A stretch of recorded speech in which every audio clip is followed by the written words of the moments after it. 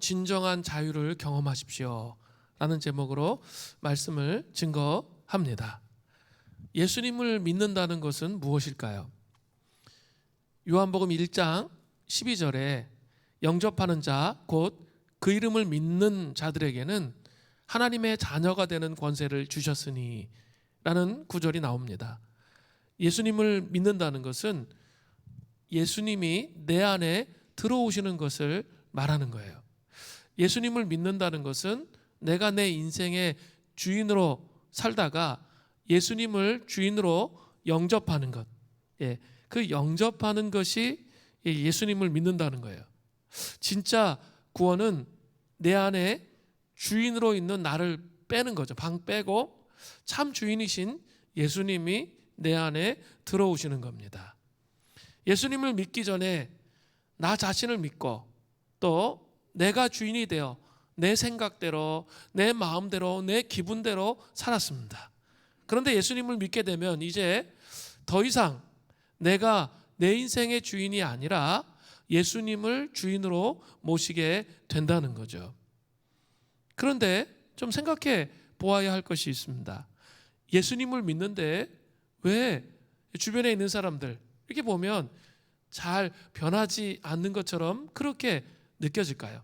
특별히 이렇게 10월, 11월 뭐 이쯤 되면 가을을 타면서 이 상실의 계절 가을을 맞이해서 이렇게 침체를 겪는 사람들이 많이 있게 되는데요. 왜 그럴까요?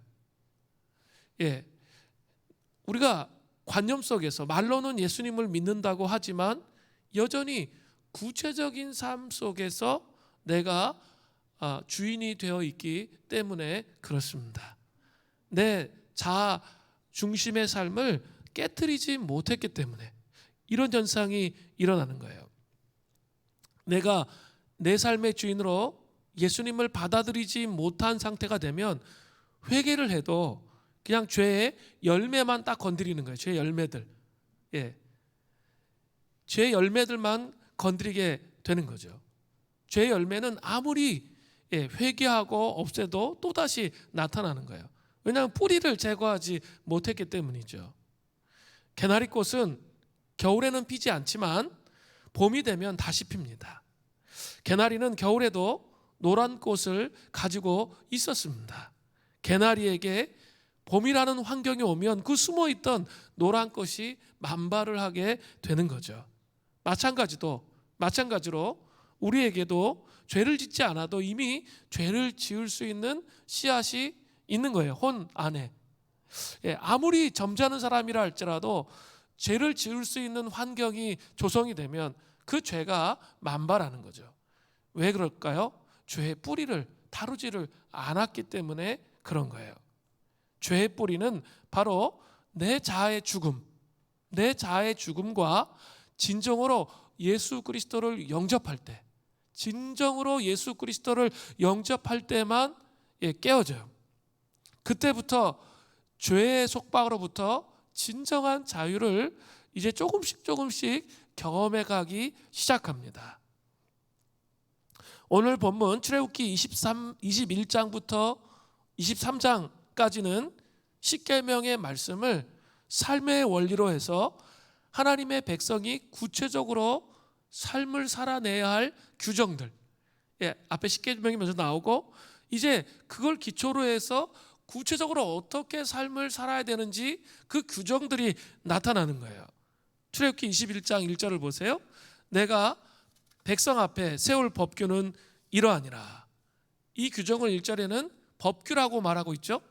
또 24장 7절에 보면 언약서, 언약서라고 또 말합니다.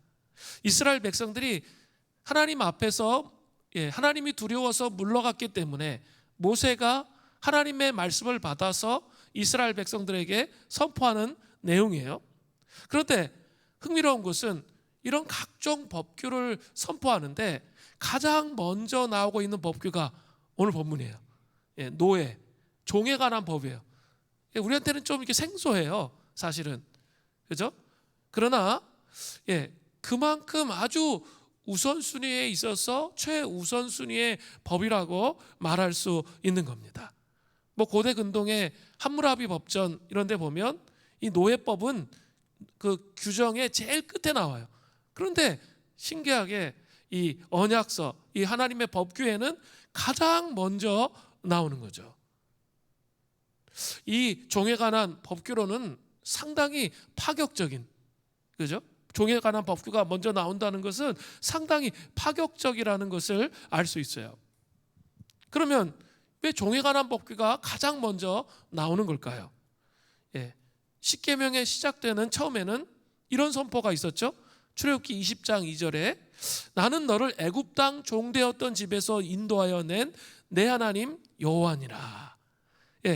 이것은 종, 노예가 이스라엘의 정체성 형성의 아주 중요한 부분을 차지하고 있다는 것을 보여주고 있어요. 하나님의 은혜로 속박에서 이 해방, 자유를 맛본 이스라엘 백성은 억압되어 사는 게, 자기도 종이었으니까, 자기도 노예였으니까 억압되어 사는 것이 얼마나 고통스러운지를 누구보다도 더 잘 알기 때문에 속박당한 자들에게 배려할 그 각별한 배려가 필요했기 때문이에요. 오늘 본문에 종에 관한 법규를 깊이 살펴보면 종의 상태로부터 십자가로 말미암아 자아의 죽음을 경험하면서 진정한 자유로 나갈 수 있는 그 길이 보여집니다.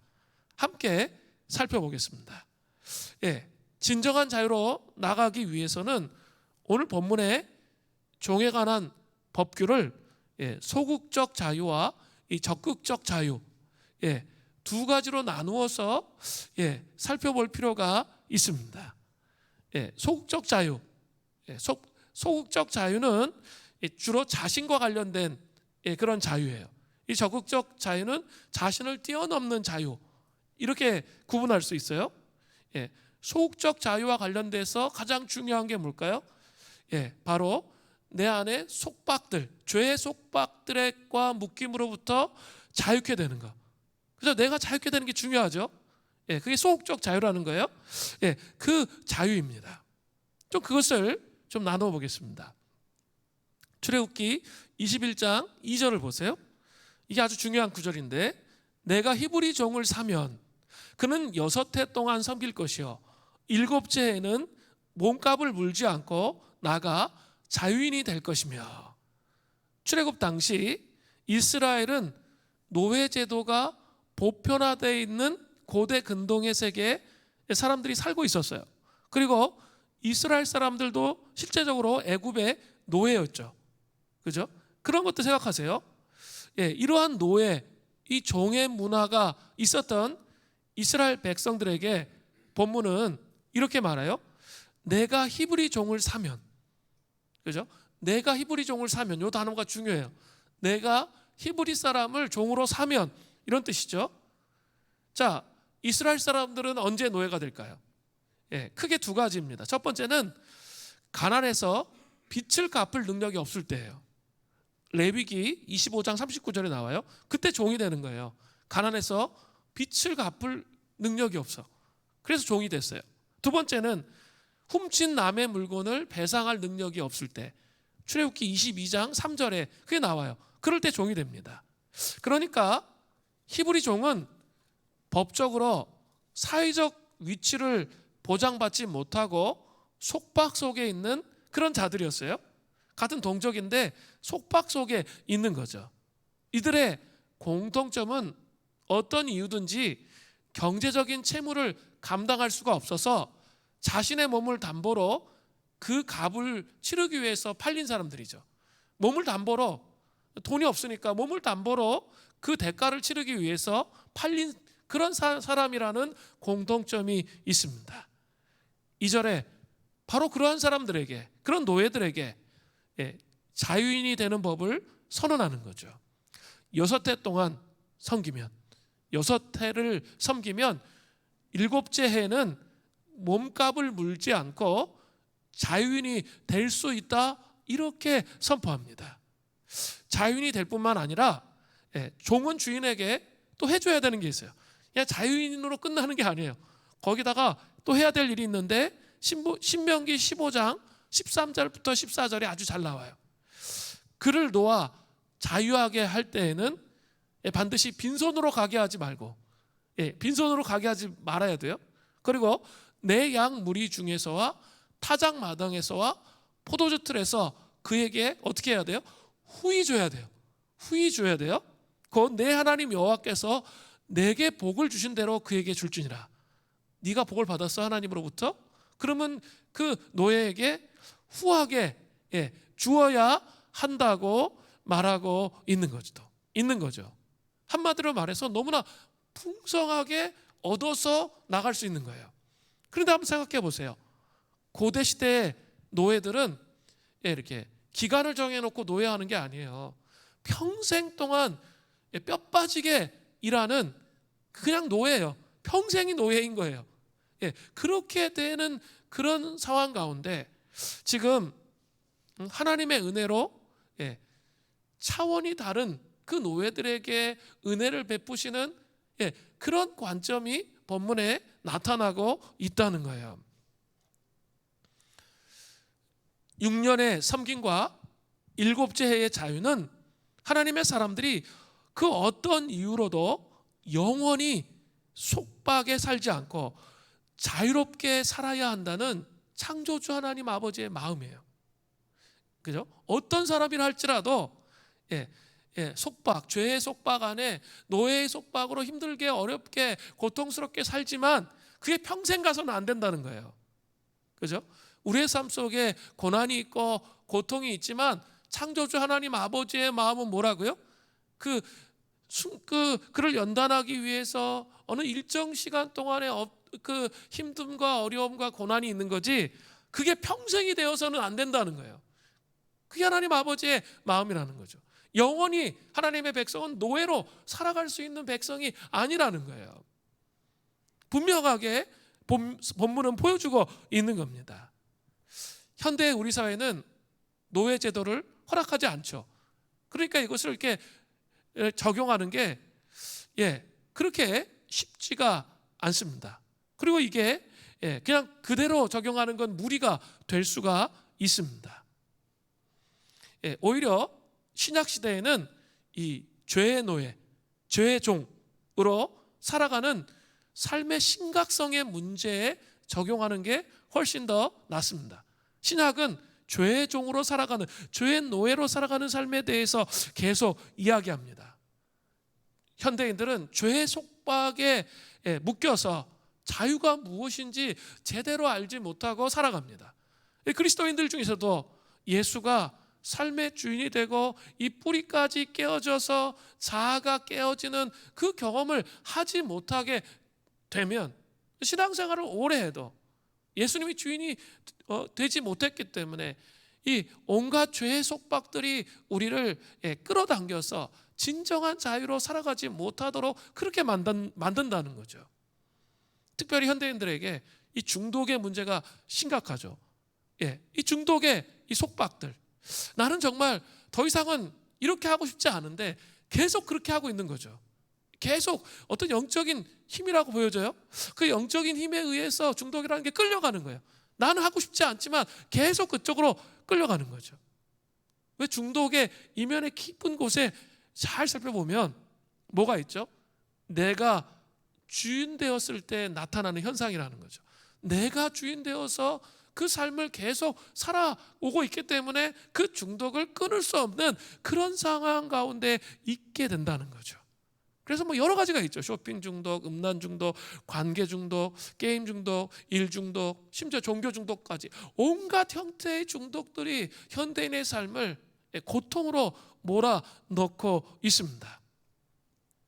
그러나 이러한 모든 죄의 속박의 고통에서 들리는 희망의 기쁜 소식이 있습니다. 그것은 우리의 죄의 속박으로부터 진정한 자유를 누리기를 원하시는 하나님이 우리를 위해서 예수 그리스도를 보내셨다는 그런 소식입니다. 예수 그리스도는 우리를 초청하십니다. 마태복음 11장 28절에 보면 수고하고 무거운 짐진 자들아 다 내게로 오라 내가 너희를 쉬게 하리라. 이 죄짐에 눌려서 고통과 한숨과 탄식이 있으세요? 그러면 그 수고하고 무거운 짐을 예수님께로 가지고 나오라는 거예요. 그러면 쉬게 하겠다는 거예요. 사도 바울도 이런 고백을 해요. 갈라디아서 5장 1절에 그리스도께서 우리를 자유롭게 하려고 자유를 주셨으니 그러므로 굳건하게 서서 다시는 종의 멍에를 매지 마라. 다시는 종의 멍에를 매지 말라는 거예요. 그리스도께서 우리를 자유롭게 하기 위해서 자유를 주셨다는 거죠. 하나님께서는 우리가 이 모든 죄의 속박 속에서 살기를 원하지 않으세요. 하나님은 진정한 자유를 누리는 삶을 살기를 원하세요. 예수 그리스도로 말미암아 진정한 자유를 누리도록 하셨습니다. 그러나 좀 고민이 있어요. 실제적으로 우리 그리스도인의 삶을 보면 죄의 속박으로부터 진정한 자유를 누리며 살아가는 사람들이 많지가 않은 것처럼 그렇게 보여집니다. 그 이유가 무엇일까요? 이 원리와 그 이유를 좀 알아야 돼요. 고린도후서 5장 17절에는 이런 말씀이 나와요. 그런즉 누구든지 그리스도 안에 있으면 새로운 피조물이라. 이전 것은 지나갔으니 보라 새 것이 되었도다. 여기서 새로운 피조물이란 단어가 중요해요. 근데 새로운은 헬라어로 카이노스예요. 그런데 헬라어에 새로운에 또 해당하는 단어가 또 있어요. 그것은 네오스입니다. 이렇게 설명해 보면 카이노스는 컴퓨터가 있었는데 이게 좀 성능이 막 떨어져. 그래서 새로운 사양의 컴퓨터를 구입했어요. 새로운 사양의 완전히 새 제품. 그걸 새 제품을 산 게 뭐예요? 카이노스예요. 그렇다면 반대로 네오스는 이 컴퓨터가 망가졌는데 버리기는 좀 아쉬워. 그래서 거기다가 이제 확장하는 거죠. 업그레이드를 시키는 거죠. 업그레이드를 시켜서 좋아진 것. 그게 뭐냐면 네오스입니다. 그러니까 고린도후서 5장 17절에 새로운 피조물은 카이노스예요. 완전히 새로운 제품의 새로운 차원의 새로움이에요. 새로운 제품을 산 거예요. 그죠? 새로운 제품의 새로움으로 변한다는 거예요. 또한 과거 시제가 아니라 현재 상태를 나타내는 거예요. 그러니까 과거에 한번 새로운 피조물 되고 끝. 이게 아니라는 거예요. 계속 새로운 피조물로서 삶을 살아가도록 그렇게 부르심을 입은 거죠. 그리스도 안에 있으면 누구든지 새로운 피조물이 됩니다. 그러나 여기서 알아야 할 중요한 사실이 있다는 거죠. 그것은 예수님의 생명이 우리 안에 들어올 때 씨앗처럼 들어온다는 사실이에요. 우리의 혼의 영역은 예수 믿기 전의 상태 있죠? 예수 믿기 전에 상처받은 것, 예수 믿기 전에 감정적으로 행동했던 것, 예수 믿기 전에 이렇게 내 생각대로 살았던 것, 내 의지대로 살았던 것 여전히 파괴된 상태로 남아 있어요. 이제 성화의 여정을 가려면 어떻게 해야 되는 거죠? 말씀과 기도로 거룩해진다고 그랬죠? 말씀과 기도로 하니까 그냥 생각 없이 아무 생각 없이 말씀만 기도를 드립다 읽는 그게 아니고요. 말씀과 기도를 통해서 뭐 해야 돼요? 내 과거의 삶을 성찰할 수 있어야 돼요. 그죠?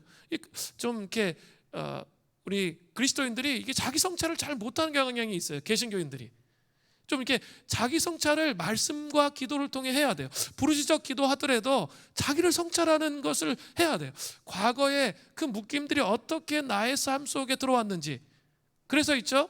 그 문제들을 풀어가는 게 필요하다는 거예요. 그러니까 뿌리를 다루면서 뿌리를 캐내야 되는데 계속 뭐예요? 죄의 열매만 다루고 있는 거예요. 눈에 보여지는 그 열매만 다루니까 결국은 자기가 영적으로 딱 침체가 되면 어때요? 또다시 밑에서부터 올라오는 거죠. 밑에서부터 혼의 황폐함, 옛날 과거에 황폐하게 살았던 그 삶의 태도들이 뿌리들이 뽑혀지지 않았기 때문에 그것들이 올라와요. 그래서 진정한 자유를 누리지 못하는 거예요. 그래서 그리스도인의 삶 자체가 말씀과 기도를 통해서 자기를 성찰하면서 과거에, 아니 지금 예수 믿고 있는데도 내 생각, 내 의지와 내 힘으로 산 것, 내 감정으로 산 것, 그것들을 성찰해야 돼요. 그래서 그것들을 회개하고 필요하면 또 그 안에 견고한 진이 생겼기 때문에 영적 전투하면서 깨뜨리며 무너뜨리는 게 필요한 거예요. 사실은 새로운 피조물로 가는 이 과정 가운데 혼이 새 예루살렘 성이 돼야 되죠. 무너진 상태로 그냥 냅두고 나는 이제 구원받았으니까 끝, 그건 구원파예요. 그게 아니에요. 성화의 여정을 가야 되는데 혼의 영역에 어떤 변화들이 있어야 된다는 거죠. 그런데 과거의 습관들, 생각의 패턴들이 나를 붙잡는 거예요. 그래서 자꾸 나를 무너뜨려. 그래서 지금까지 신앙생활한 것도 막 뒤집어 엎어버리잖아요. 특히 영적 침체가 올 때 지금까지 신앙생활한 것들을 확 무너뜨려 버리는 그런 경향들이 나타난다는 거예요. 침체가 올 때 특별히 그런 거예요. 뿌리를 다루어야 되는 거예요. 내가 왜 이런 행동을 지금 하고 있는지 뿌리를 다루는 거예요. 그 말씀을 본다는 것, 기도한다는 것, 그러면서 자기를 깨뜨려 가는 거예요. 더치 슈즈의 회복이라는 책에 나오는 이야기예요.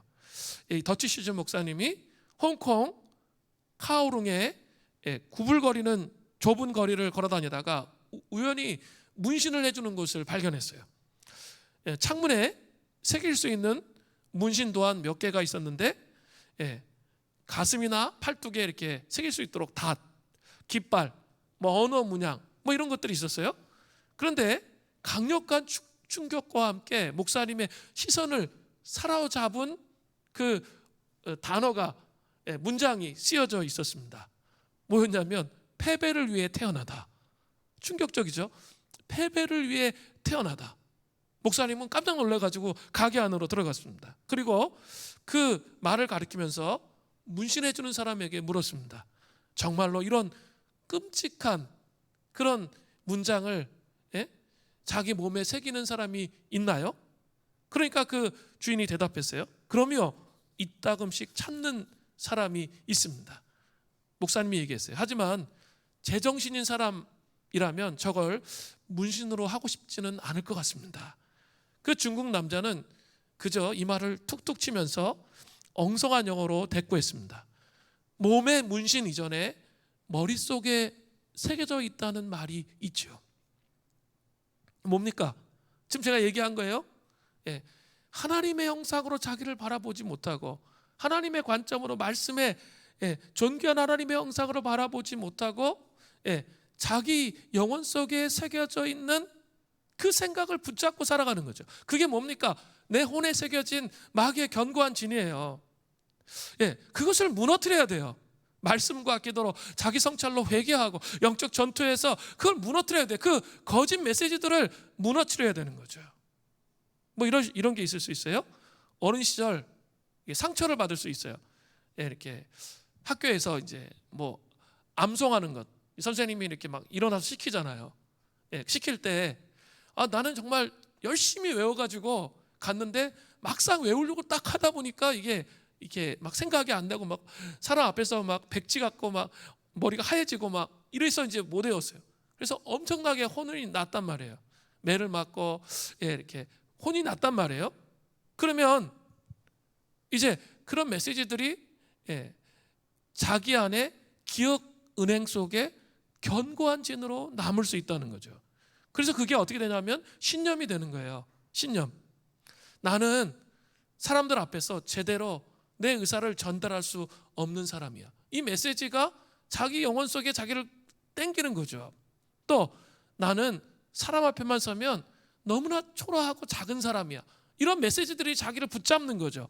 그러면 하나님이 이 사람에게 주신 소명이 있는데 그 소명대로 사는 게 아니라 그 신념대로 사는 거예요.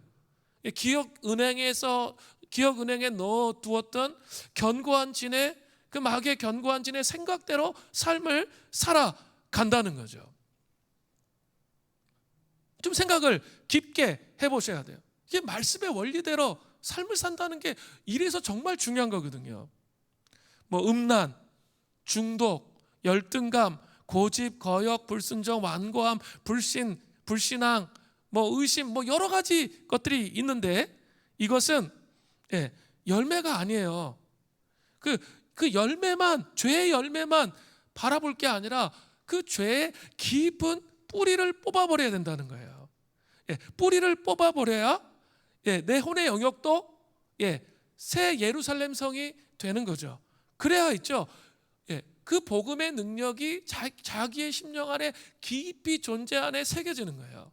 그 존재 안에 새겨져야 하나님의 음성을 들을 수 있게 되는 거예요. 아니 이게 안 되는데 어떻게 하나님의 음성을 들을 수 있어요? 혼 속에 너무나 하나님의 생각과 다른 가치와 기준이 들어있는데 하나님의 음성을 어떻게 들을 수 있어요? 못 듣는 거예요.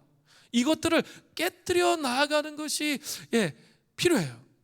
이 죄의 뿌리를 잘라버리지 않고 죄의 열매를 만을 계속 제거하기 시작하면 침체가 올 때 있죠. 침체가 올 때 문제가 돼요. 다시 이게 또 올라온다니까요. 그래서 자기를 그 전보다 2배로 실망하도록 그렇게 만들어요. 성찰을 통해 끝장을 봐야 되는 거죠. 제가 그 몇십회 기도회 때 말씀을 드렸어요. 삭개오는 하나님 앞에 나아갈 때 이런 기억 안에 자기 삶 안에 컴플렉스가 있었죠. 키가 작다는 거. 그게 장애물이라는 거죠. 키가 작아서 이렇게 비난과 무시당한 그런 삶의 장애물이 하나님 앞에 나아갈 수 없도록 그렇게 만들고 소외된 그런 삶을 살았는데 그가 어떻게 해요? 예수님 오시니까 그 장애물에도 불구하고 그죠? 그가 어떻게 해요? 돌 무화과 나무 위로 올라가요. 예수님은 맨 처음에는 쳐다보시지도 않아. 근데도 그 예수님에 대해서 끊임없이 갈망하며 씨름하며 주님 앞에 나아가려고 할 때 결국 그 갈망을 통해서 삭개오가 치유되고 예수 그리스도의 그 은혜를 자기의 삶 속에 받아들였기 때문에 그 삶이 변한 거죠. 복음은 행위를 변화시키는 게 먼저가 아니라 삶을 바꾸는 게 먼저가 아니라 그 예수님을 만나는 것이 먼저이도록 그렇게 우리를 이끈다는 거예요.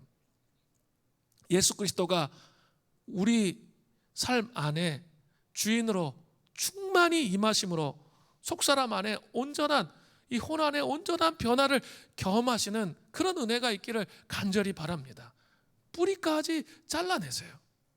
그러면 그때부터 이 죄의 속바로부터 진정한 자유가 임하는 게 무엇인지 그때 알게 돼요. 그 경험이 있기 시작하면 이제 하나 그 묶임이 풀어지는 그 경험을 하면 계속 다음 것 쌓아서 무너뜨리고 깨뜨리고자 하는 용기들이 생긴다는 거예요. 자기 삶을 성찰하며 이 진정한 이 죄의 속박으로부터 자유를 누리시는 그런 은혜가 있기를 바랍니다. 이제 좀 더 적극적인 자유를 볼 거예요. 이 자유는 자기를 떠나서 살아가는 자유예요. 자기를 떠나 사는 자유. 그게 적극적인 자유거든요. 자, 첫 번째는 살아가기 때문에 하는 자발적 헌신과 충성의 자유입니다. 히브리종 한 사람이 6년간 섬기면 7년째는 자유인이 돼요. 자유인이 됩니다. 그런데 문제는 주인이 그 종을 좋아했어요. 그래서 아내를 주었고 자식이 생겼어요. 그러면 그때는 아내와 자식을 놔두고 떠나야 되는 거예요. 자, 출애굽기 21장 3절부터 4절에 이런 원리가 나와요. 만약 그가 단신으로 왔으면 단신으로 나가면 돼요. 그리고 장가 들어서 왔어. 노예인데 장가를 들었어요. 그래서 왔으면 그의 아내도 그와 함께 나가면 돼요. 근데 4절이 이제 문제죠. 만일 상전이 그에게 아내를 주어 그의 아내가 아들이나 딸을 낳았으면 그의 아내와 그의 자식들은 상전에게 속할 것이요 그는 단신으로 나아갈 것이로되 혼자 나가야 되는 거죠. 법으로만 다 해결되어지지 않는 문제들이 있어요. 그것은 사랑의 문제예요. 사랑의 문제. 아무리 법이 탁월하고 엑셀런트해도 해결 안 되는 게 있어요. 사랑의 영역에 문제가 있기 때문에 그래요. 그 종이 아내와 자녀를 너무 사랑하는 거예요. 아내와 자녀를 너무 사랑하는 거예요. 그는 분명히 아내와 자식을 포기하고 자유인으로 나갈 수 있어요. 그러나 그렇게 하고 싶지 않은 거죠. 그러면 어떻게 해야 됩니까? 출애굽기 21장 5절부터 6절이 아주 중요해요. 만일 종이 분명히 말하기를 내가 상전과 내 처자를 사랑하니 나가서 자유인이 되지 않겠노라 하면 상전이 그를 데리고 재판장에게로 갈 것이요 또 그를 문이나 문설주 앞으로 데리고 가서 그것에다가 송곳으로 그의 귀를 뚫을 것이라. 그는 종신토록 그 상전을 섬기리라. 예, 종이 주인과 아내를 자녀를 너무 사랑해서 자유를 포기하고 싶을 때 재판장에 가서 자신의 의사를 밝히면 문이나 문설주로 데려가요. 그래서 귀에 송곳으로 귀를 뚫어서 영구적인 그런 노예가 되는 거예요. 이 종은 사랑 때문에 자발적으로 노예가 된 거죠. 자식과 자녀를 너무 아내를 사랑하기 때문에 자발적인 노예가 된 겁니다. 이것은 순전히 자신의 의사로 결정하는 거죠. 그것은 절대로 강요로 결정할 수 있는 성질의 것이 아닙니다. 그러나 이 종은 비천한 노예가 아니라 가장 귀한 노예이고 돈의 노예가 아니에요. 돈 때문에 노예가 됐는데 지금 이 사람은 이 자발적인 종은 이 자유의 종은 돈의 노예가 아니라 사랑의 노예인 거죠. 이게 완전 다른 거예요. 사랑의 노예가 되는 것이죠.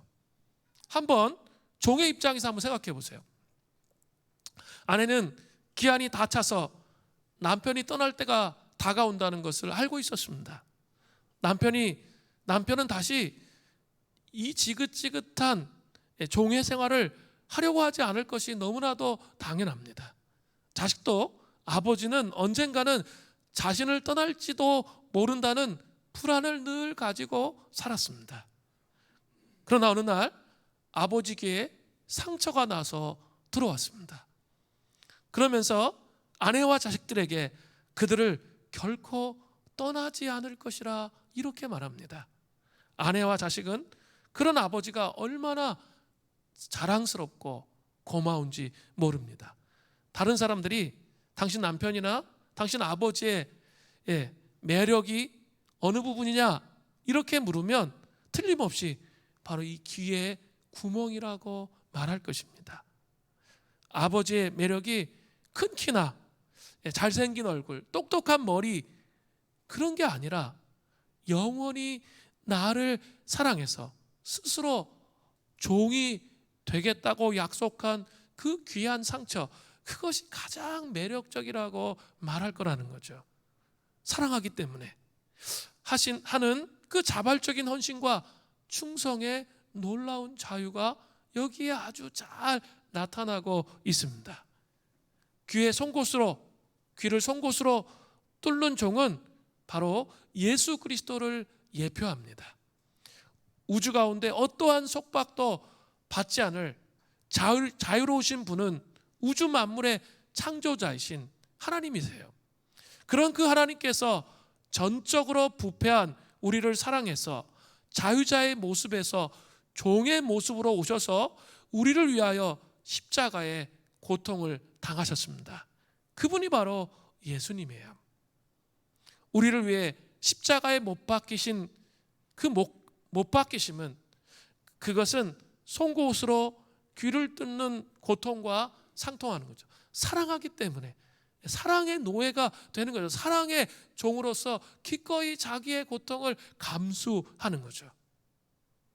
우리를 사랑하셔서 기꺼이 자신을 내어주시는 헌신과 충성의 놀라운 자유의 그 본보기를 정확하게 예수님께서 보여주고 계십니다. 마가복음 10장 45절에 예수님이 이렇게 말씀하세요. 인자가 온 것은 섬김을 받으려 함이 아니라 도리어 섬기려 하고 자기 목숨을 많은 사람에게 대속물로 주려 함이니라. 예수님은 섬김을 받으려 오신 게 아니에요. 이 땅에 오히려 자기를 대속물로 많은 사람들에게 내어주시는 그 희생을 하기 위해 사랑의 노예가 되기 위해서 이 땅에 오셨다는 거죠. 사도 바울은 사랑하기 때문에 하는 이 자발적 헌신과 충성의 놀라운 본보기 예수님에 대해서 아주 명확하게 설명합니다. 빌립보서 2장 7절부터 8절이에요. 오히려 자기를 비워 종의 형체를 가지사 사람들과 같이 되셨고 사람의 모양으로 나타나사 자기를 낮추시고 죽기까지 복종하셨으니 곧 십자가에 죽으심이라. 사랑하기 때문에 자유를 포기하고 섬김을 택하는 그런 종의 모습처럼 하나님이신 예수 그리스도는 우리를 너무나 사랑하시기 때문에 오히려 그 신의 자리에서 내려오셔서 섬김의 종이 되셨습니다. 사랑하는 성도 여러분, 이 영적 침체가 올 때 정말 중요한 것은 하나님의 사랑을 깊이 묵상하는 게 중요해요. 그리고 그 묵상을 통해서 다시 사랑하시기 때문에 우리를 위해서 자기의 모든 것을 내어주신 그 예수님의 자발적 헌신과 충성의 그 모습의 자유를 보면서 우리도 그 모습을 세워가는 게 필요해요. 여기서 침체가 오면 우리의 마음속에 있는 그 마음이 있어요. 죄된 본성을 우리 안에 죄된 본성이 있잖아요. 그렇기 때문에 쉽게 누구나 율법주의의 신앙에 빠질 수 있다는 거예요. 그래서 쉽게 다른 사람을 판단하고 정죄하고 이간하고 비판하고 그렇게 갈 수 있어요. 그 율법주의의 신앙을 경계해야 돼요. 그 경계하기 위해서는 사랑하기 때문에 하는 그 자발적 헌신과 충성의 자유, 그 예수 그리스도의 자유를 깊이 경험하는 것이 필요하다는 거예요. 사도 바울은 이런 예수 그리스도의 사랑 때문에 하는 그 자발적 헌신과 충성을 경험한 후에 예수 그리스도께서 핏값으로 사신 교회에 편지할 때 자신을 이런 식으로 소개해요. 빌립보서 1장 1절 그리스도 예수의 종 바울과 디모데는 그리스도 예수 안에서 빌립보에 사는 모든 성도와 또한 감독들과 집사들에게 편지하노니. 여기 종이란 단어가 나오잖아요. 결코 종이란 단어는 우리가 지금 생소해서 그렇지 그 당시에 종이란 단어는 결코 유쾌한 단어가 아니에요. 그런데 이 사랑의 종, 사랑의 노예, 이걸 생각하면서 자기를 위해서 예수님께서 어떤 일을 행하셨는지 그것을 생각하면서 기꺼이 자기가 종되기를, 노예되기를 자청하는 거죠. 사도 바울은 예수 그리스도의 보혈로 자유케 되었어요. 속박들이 무너지고 깨어졌어요. 그런데 그 치유되고 깨어지고 회복되고 자유를 경험한 그런 소극적 자유에 머물러 있었던 것이 아니라 예수 그리스도의 몸인 교회를 섬기는 그런 노예로, 종으로 삶을 살았다는 사실이에요. 이게 정말 중요해요. 우리는 이렇게 하나님 앞에서 이 자기 죄의 속박이 끊어지고 막 이런 게 너무 집중되어 있어요. 그래서 막 치유받으면 막 즐겁고 막 기쁘고 행복해요. 치유받은 다음 그 다음에 뭐예요? 이게 더 중요해요. 치유받은 다음에 그러면 치유받고 이제 그 다음에 이제 자기를 위해서 삶을 살아가는 그런 거예요. 제가 이제 한의원을 다니는데 이제 그 약을 먹고 있는데 한의원을 뭐 혈압과 뭐 이런 관련된 이제 그 약들 그런 걸 먹고 있는데 그분이 늘 얘기하시는 게 있어요. 가면 되게 무서우신데 얘기하시는 게 이렇게 도대체 이제 언제 약을 그만 먹어야 됩니까? 그러면 왜요? 딱 그렇게 얘기해요. 왜요? 이렇게 그 좋아져가지고 또 이제 먹지 말라는 음식 다 먹으려고요. 뭐 이렇게 얘기해요. 그러면 참 되게 난감해가지고 더 이상 얘기를 이제 못하는 그런 경우들이 좀 많이 있는데 지금 그런 이제 치유를 받고 있어요. 치유를 받고 회복되는 목표가 내가 못했던 것, 내 욕망을 누리기 위해서 더 무엇인가를 하기 위해서 치유받는 그런 게 아니라는 거예요. 속박이 풀어지는 그게 아니라는 거예요. 다른 사람을 위해 주님의 몸된 교회를 위해 기꺼이 자기를 내어줄 수 있는 사랑의 종의 단계로 나아가기 위해서 그런 삶을 살아가는 거라는 거예요. 이 사실을 명확하게 이해하고 있어야 돼요. 그래야 그 죄의 속박의 자유를 통해서 자유를 경험하는 게 어떤 의미인지를 알게 돼요. 그러면서 바울은 형제들에게 또 이렇게 강권해요. 갈라디아서 5장 13절에 보면 형제들아 너희가 자유를 위하여 부르심을 입었으니 그러나 그 자유로 육체의 기회를 삼지 말고 오직 사랑으로 서로 종노릇하라. 예, 우리에게는 자유가 있어요. 예수 그리스도께서 죄의 속박을 제거하시고 우리에게 주신 그런 자유입니다. 세상의 그 어떤 것에 의해 정죄당하지 않을 그런 자유예요. 그런데 성경은 그 사도 바울은 뭐라고 얘기해요? 그것을 자신의 육체의 기회로 삼지 말라는 거예요. 육체의 기회로 삼지 말고 오직 어떻게 하라고요? 사랑으로 서로 종노릇하라는 거예요. 사랑의 노예로 뭐 하라고요? 낮추어서 종노릇을 해야 한다고 말하고 있는 거예요. 사랑하기 때문에 하는 자발적 헌신과 충성의 자유가 여러분 영혼 안에 있으십니까? 예, 주님의 몸된 교회가 벌써 이 비대면이 오래되어 가고 있어요. 그러니까 각 가정마다 조금 물어보니까 이제 애들이 이제 집에 있는 게 습관이 됐어. 그러면서 점점점 이렇게 집에 있는 게 습관이 돼서 오히려 교회를 가는 게 불편한, 반대로 가고 있는 거예요. 아이들도. 그죠? 그런 시대에 우리가 살고 있어요. 그리고 이제 비대면으로 자꾸 예배드리다 보면 이제 혼자 있는 게 익숙한 거죠. 그런 시대를 살고 있는데, 어떻게 보면 그렇게 되다 보면 유기체적인 하나님의 몸인 공동체는 서서히 무너지기 시작해요. 눈에 보이지 않지만 서서히 침체가 오기 시작하거든요. 그때 여러분, 그런 것들, 주님의 몸된 교회에 대한 안타까움을 가지고 예수님의 마음을 가지고 사랑의 종노릇하기 위해 사람들에게 연락하고 안부 묻고 섬기고 그런 수고 여러분 좀 하고 계십니까? 제가 묻고 싶어요.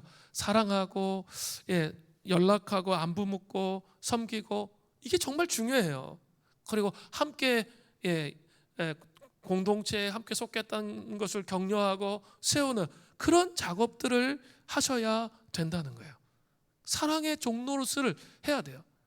사랑의 노예예요. 우리가 예수님의 그 사랑을 경험했다면 그 사랑의 노예로서, 사랑의 종노릇으로서 다른 사람들을 섬기고 세워서 이 공동체가 영적으로 다시 부욕해 되고 회복되어질 수 있도록 하는 통로로 자기를 사용해야 돼요.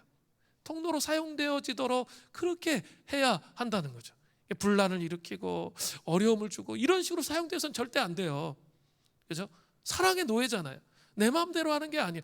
예수님이 진정한 자유를 주셨다면 죄의 속박이 여러분 마음에서 끊어지고 호난의 새 예루살렘 성이 세워지고 하나님의 사람으로 세워졌다면 방향은 다른 사람을 섬기는 방향으로 가는 게 맞는 거예요.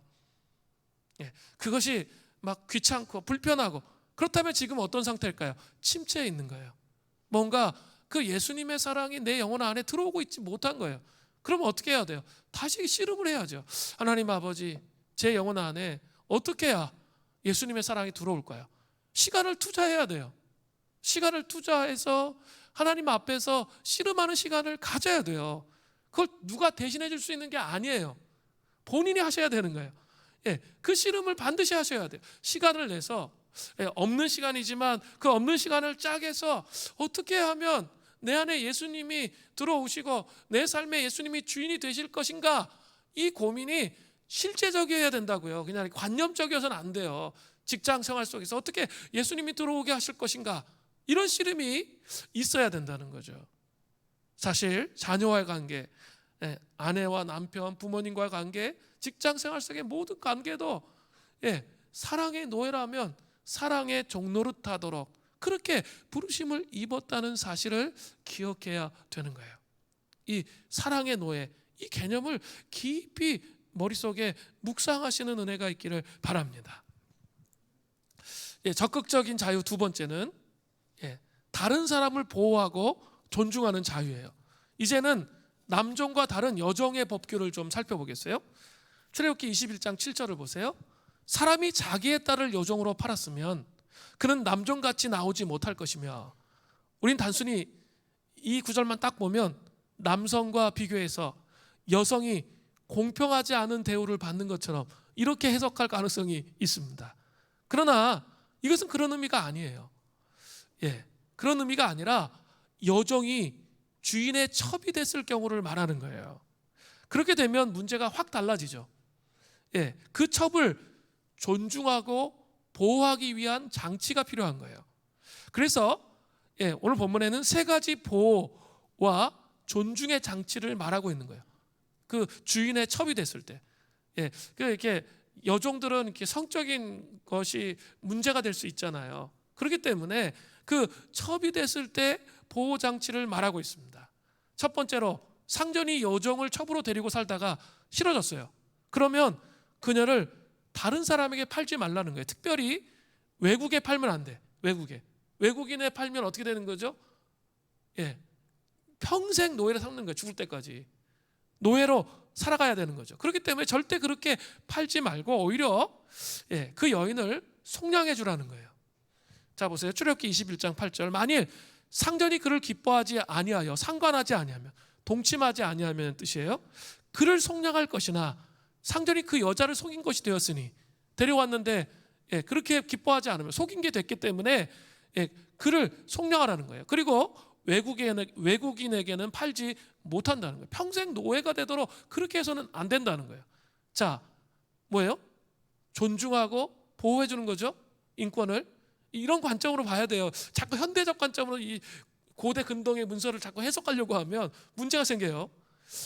두 번째로 만약 상전의 아들과 결혼을 했을 경우는 딸과 같이 대우하라는 거예요. 출애굽기 19장 21장 9절을 보세요. 만일 그를 자기 아들에게 주기로 하였으면 그는 딸같이 대우할 것이요. 그렇게 돼 있죠. 딸같이 대우해야 돼요. 또 세 번째로 만약 상전이 다른 여자에게 장가들었다 할지라도 그 여인에게 음식과 의복과 동침하는 것은 끊지 말라고 명령합니다. 지금 이게 일부 일체제가 아니죠. 일부 다처제 구조예요. 고대 근동에. 자, 그런데 출애굽기 21장 10절에 보세요. 만일 상전이 다른 여자에게 장가들지라도 그 여자의 음식과 의복과 동침하는 것은 끊지 말라. 그가 먹고 사는 것 그거 문제가 되지 않도록 그렇게 존중하고 보호해 주시는 그런 법이라는 거죠. 만약에 여종에게 세 가지 보호하고 존중하는 장치를 주인이 시행하지 않으면 어떻게 해야 돼요? 자유의 몸이 되게 그냥 놓아주라는 거예요. 출애굽기 21장 11절에 보세요. 그가 이 세 가지를 시행하지 않으면 여자는 속전을 내지 않고 거저 나가게 할 것이니라. 자, 이 말씀을 현재의 눈으로 자꾸 보려고 하면 이해가 어려워요. 그런데 고대 근동의 관점에서 보면 이것은 그 당시 사회상에서 너무나 혁명적인 놀라운 보호와 존중임을 알 수 있어요. 하나님은 아무리 사회적으로 힘이 없는 사람이라 할지라도 그들이 사람답게 보호와 존중을 받으며 살아갈 수 있는 그런 은혜를 주셨다는 거예요. 사람의 빈부격차, 학벌 이런 것과 상관없이 사람들은 모두 다 뭐예요? 하나님의 형상이에요. 하나님의 존귀한 형상인 사람들을 사람인 우리가 무시할 권한이 있습니까? 없습니까? 없다는 거예요. 하나님의 백성들은 적극적 자유의 측면에서 다른 사람을 하나님의 형상인 다른 사람들을 보호하고 존중하는 그런 자유를 누려야 한다는 거죠. 자유를 행해야 한다는 것을 말하고 있어요. 잠언 14장 31절을 보세요. 가난한 사람을 학대하는 자는 그를 지으신 이를 멸시하는 자요. 공핍한 사람을 불쌍히 여기는 자는 주를 공경하는 자니라. 잠언은 분명하게 다른 사람들에 대한 태도가 곧 창조주 하나님에 대한 태도라고 말하고 있습니다. 다른 말로 하면 우리가 하나님을 대면하듯이 우리 주변의 사람들을 대면해야 한다는 거예요. 다른 사람을 존중하고 보호해 주는 것이 그리스도인으로서의 진정한 자유라는 거죠. 문제가 있는 연약한 사람들이 그 연약함을 끌어안고 극복한다면 위대한 사람이 될 수 있어요. 정여울의 마음의 서재에 이런 내용이 나와요. 빨강 머리엔의 머리카락이 탐스러운 금발이었다면, 빈센트 반 고흐가 억만장자였다면, 악성 베토벤의 귀가 남들보다 훨씬 더 잘 들렸다면 우리는 그들을 이만큼 애틋하게 사랑할 수 있었을까? 이렇듯 우리가 타인에게 매혹되는 이유는 그의 탁월함 때문이 아닙니다. 영원히 채울 수 없는 결핍에도 불구하고 그 결핍을 온몸으로 끌어안은 사람들이야말로 가장 매력적인 사람들입니다. 결핍을 끌어안았다는 거죠. 그런 사람들이 뭐예요? 가장 매력적으로 우리가 느껴진다는 거예요.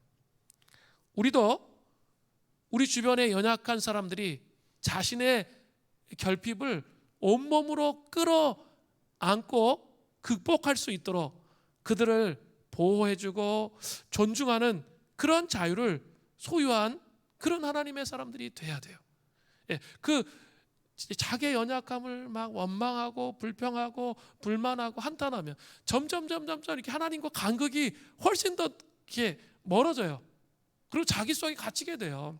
그런 사람을 볼 때 그것이 아닙니다. 그리고 이렇게 인격적으로 그 사람을 도우면서 하나님 앞에 어떻게 서야 되는지 자기 증명을 할 수 있도록 도우면서 그 사람들이 그 삶의 고통과 무게를 자기의 삶에 끌어안기 시작하면, 극복하기 시작하면 어때요? 위대한 하나님의 사람으로 세워질 수 있다는 거죠. 그런 도구로 내가 이 땅에서 쓰임받을 수 있다면 그것은 최고의 복이고, 이것이 다른 사람을 보호하고 존중하는 진정한 자유라는 거예요. 약점 덕분에 크게 쓰임받은 사람이 있어요. 여러분 잘 아시는 C.S. 루이스입니다. 루이스는 전 세계에 큰 영향을 미친 기독교 변증학자입니다.